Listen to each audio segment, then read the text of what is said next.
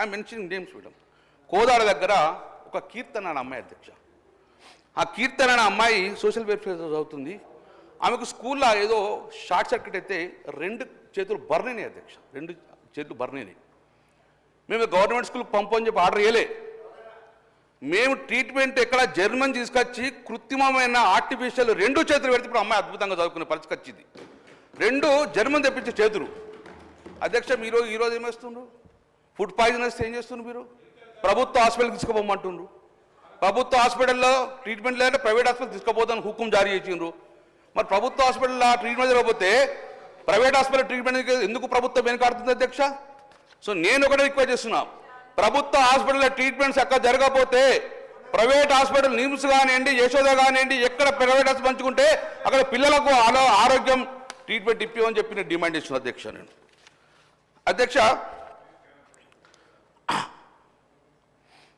పిల్లలు క్రీడల అధ్యక్ష, అంతర్జాతీయంగా మన బిడ్డలు పోతుంటే సంతోషపడదాం అధ్యక్ష.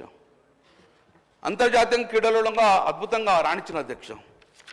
అగసారి నందిని ఒక బీసీ బిడ్డ అధ్యక్ష. ఆమె ఏషియన్ క్రీడలలో కాంస్య పథకాన్ని తీసుకొచ్చిన అధ్యక్ష. కాంస్య పథకాన్ని చాలా సంతోషం, అద్భుతం. గురుకుల బిడ్డ. ఆమెను ఈరోజు పట్టించుకున్న పరిస్థితి లేదు ప్రభుత్వం. అలాగే మీరు నిఖిత జరిగిన వచ్చిండ్రు, రైట్, సన్మానం చేసిండ్రు, ₹1 కోటి ఇచ్చిండ్రు, 500 గజాల భూమి ఇచ్చిండ్రు, చాలా సంతోషం. ఆమె కూడా ఏషియాలో కాంస్య పథకం వచ్చింది. సిరాజ్కి ఇచ్చిండ్రు, చాలా సంతోషం. మా బీసీ బిడ్డకు ₹1 కోటి ఇచ్చి 500 గజాలు ఎందుకు ఇవ్వరు అని చెప్పి నేను అడుగుతున్నా అధ్యక్ష. మా బీసీ బిడ్డ కూడా అగసారికి నందిన కాంస్య పథకం ఏషియాలో వచ్చింది కాబట్టి ఆమెకు కూడా ₹1 కోటి నజరానా ఇచ్చి 500 గజాలు ఇవ్వని చెప్పేసి మా బీసీ బిడ్డ కూడా న్యాయం చేయమని చెప్పి మీ ద్వారా మేము చెప్తాం అధ్యక్ష. ఇది మా ఎడ్యుకేషన్ పరంగా అధ్యక్ష. మా అనారోగ్యం, మా బిడ్డలందరూ అనారోగ్యం. చదువు చెప్పిన అధ్యక్ష మాకు ఇబ్బంది లేదు, కానీ మా బిడ్డల యొక్క ఆరోగ్యం కూడా ముఖ్యంగా అధ్యక్ష. చదువు రాకపోతే ఈ కాలేజీ ఇంకో కాలేజీకి చదువుకుంటాం, కానీ ప్రాణం పోతే తల్లిదండ్రులు ఇప్పుడు రోజు భయపడే పరిస్థితి వచ్చింది. బిడ్డలు సుమారు 2 లక్షల మంది డ్రాప్అవుట్ అయ్యే పరిస్థితి వచ్చింది ఈ ఇయర్లో. ఎందుకోసం భయపడుతుంది అధ్యక్ష? ప్రభుత్వం ఒక నమ్మకం కలిగాలి. గురుకులాల్లో రండి, మీ బిడ్డలు మీరు చదివిస్తామని చెప్పేసి ఒక నమ్మకం కలిగించేందుకు ఈ సభ ఉండాలి అని చెప్పేసి రిక్వెస్ట్ చేస్తుంది అధ్యక్ష.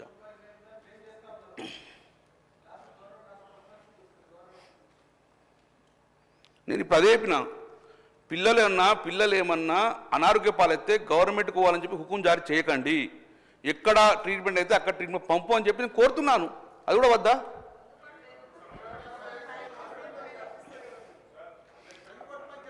అధ్యక్ష? మీరు రాసుకోవాలి. మేము కమాండ్ కంట్రోల్ పెట్టాము. ఆ రోజు కమాండ్ కంట్రోల్ పెట్టడం వలన పనేశ్వ ద్వారా ఎలాంటి ఆరోగ్య పరిస్థితి పిల్లల్లో ఉన్నాయో ఇమ్మీడియట్గా కమాండ్ కంట్రోల్ ద్వారా తెలుసుకునేందుకు 24/7 రికార్డ్ అవుతుండే అధ్యక్ష. లేదు కమాండ్ కంట్రోల్ లేకపోతే పిల్లల అనారోగ్య పరిస్థితి ఎట్లుందో మీకు తెలుసు అధ్యక్ష. కాబట్టి ఇమ్మీడియట్గా కమాండ్ కంట్రోల్ను చేసుకొని ప్రతి పిల్లల ఆరోగ్యాన్ని కూడా రికార్డ్ చేసి అవసరమైతే తగు చర్యలు తీసుకోవాలని చెప్పేసి నేను ప్రభుత్వం డిమాండ్ చేశాను అధ్యక్ష. అధ్యక్ష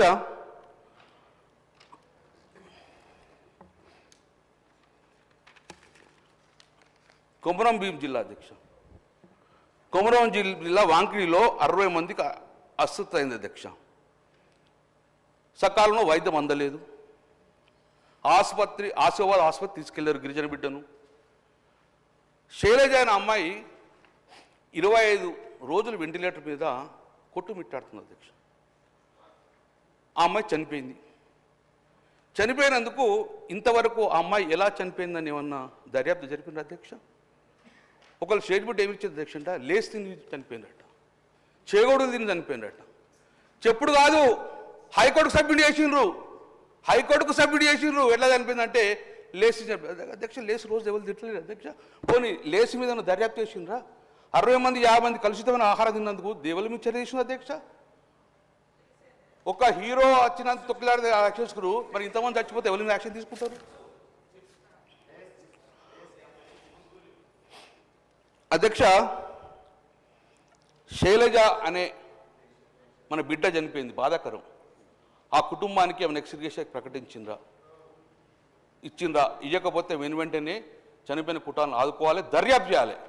ఎవరైతే నెగ్లెన్స్నారో ఆ బిడ్డల చావు కారకున్నారో డెఫినెట్గా మీరు కేసు క్రిమినల్ ఫైల్ బుక్ చేయాలని చెప్పి నేను కోరుతున్నా అధ్యక్ష. రిపీట్ కావద్దని చెప్పి నేను కోరుతున్నా అధ్యక్ష. కొట్టదండు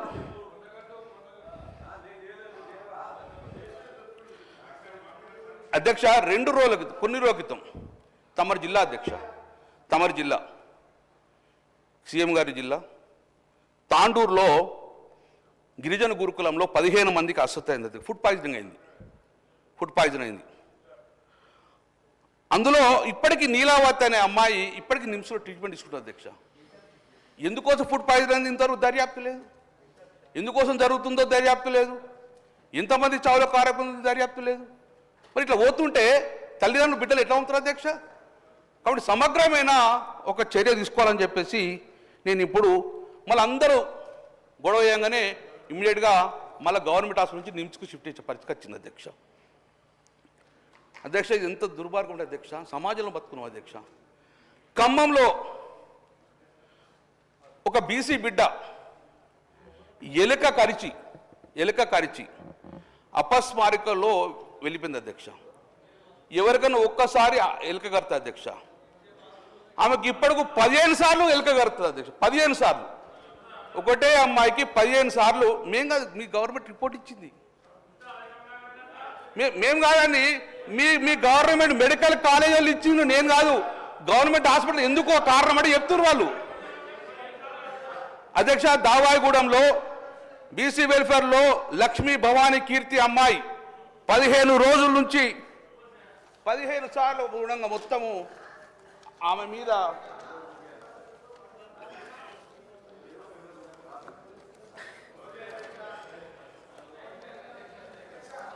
ఇగో అధ్యక్ష ఇగో మీకు పంపిస్తున్నా, నేను చెప్పలే. ఇగో మెడికల్ రిపోర్ట్ మీరు ఇచ్చింది, మీ వాళ్ళు ఇచ్చింది అధ్యక్ష. ఇగో ఎలుకలు కొరికింది అధ్యక్ష, ఎలుకలు కొరికింది ఒక అమ్మాయిని. ఈ ఎలుకలు కొరికిన అధ్యక్ష ఇది కూడా తమరికి పంపిస్తా అధ్యక్ష. టోటల్గా అధ్యక్ష ఈ రాష్ట్రంలో గురుకులంలో చనిపోయిన విద్యార్థుల సంఖ్య 54 మంది విద్యార్థుల సంఖ్య. ఇవాళ జిల్లా వైజ్గా మీకు పంపిస్తుంది అధ్యక్ష, జిల్లా వైజ్గా గురుకులం వైజ్ పేర్లు కూడా ఇవాళ తమరి ద్వారా పంపిస్తుంది అధ్యక్ష. ఆ కుటుంబాలను ఆదుకోండి, ఎక్స్రే పట్టించండి, వాళ్ళకు ఇమ్మీడియట్ మినిమంగా 10-15 లక్షల రూపాయలు ఒక ఎక్స్రే ఇవ్వాలని చెప్పి నేను డిమాండ్ ఇచ్చిన అధ్యక్ష. ఈ సెటర్లకు నేను కూడా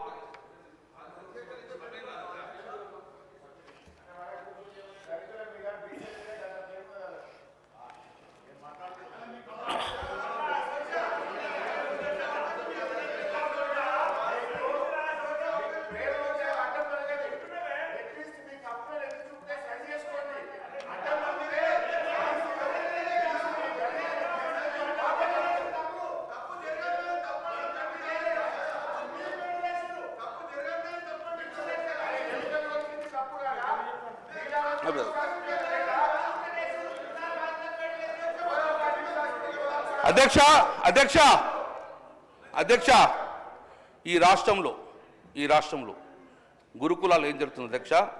ఎలక కాట్లు, పాము కాట్లు, కుక్క కాట్లు, కరెంటు షాకులు, ఫుడ్ పాయిజనింగ్, ఈ కేసులు నిత్యం అయితే గిట్ట దీని మీద ప్రభుత్వం స్పందించి వెంటనే it should not be repeat again.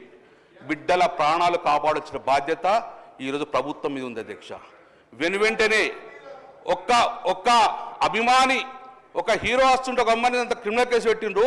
ఇంతమంది చావుకు కారణాల మీద ఎంతమంది కేసులు పెడతారో మీరే నిర్ణయం చేసుకోవాలని చెప్తున్నారు అధ్యక్ష.